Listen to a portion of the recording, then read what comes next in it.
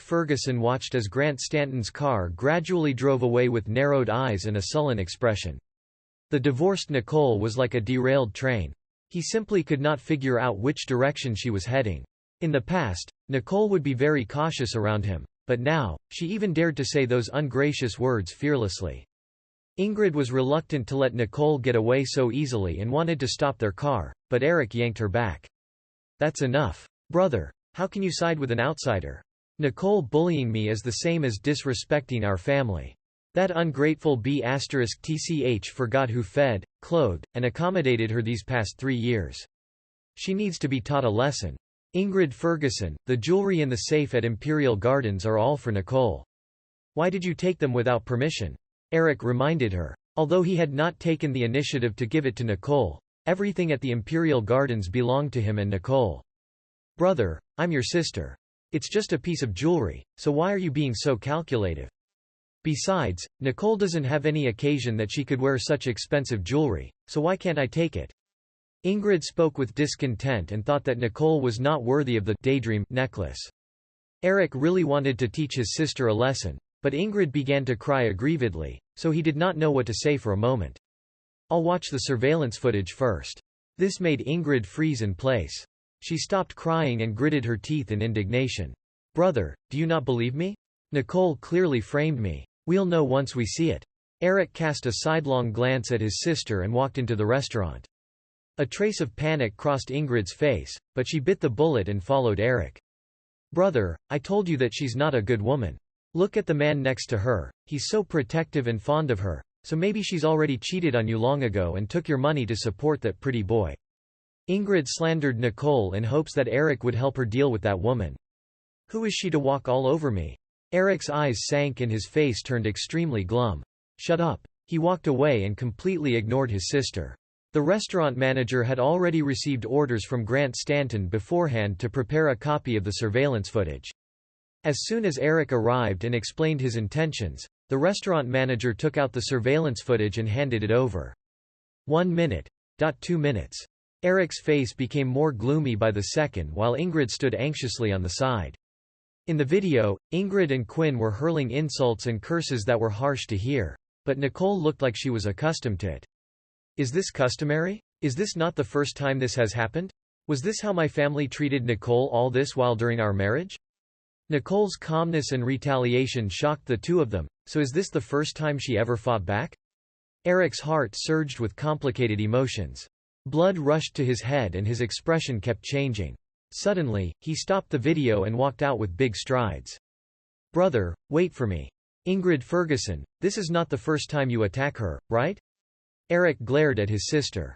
Ingrid's face paled and looked horrendous as she quickly denied it. "What? I was just angry that she found another man so soon after your divorce. Why would I berate her otherwise?" Eric sneered. He no longer believed his arrogant and capricious little sister. "Go and apologize to Nicole." "I don't want to. I'd rather die than apologize to that B*TCH." Ingrid shouted in aggravation. "Nicole was the one who poured wine all over me, so why should I apologize to her?"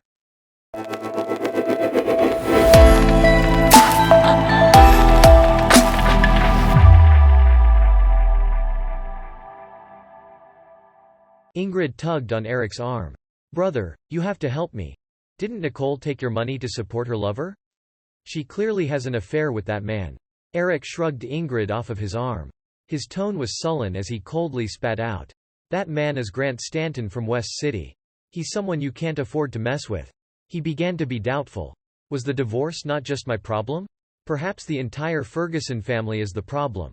Ingrid was stupefied. Although she had never met Grant Stanton, every woman in the elite circle knew that he was the most eligible bachelor in West City. He was so mysterious and noble. Countless women would bend over backward just to marry this man, but Nicole was with him?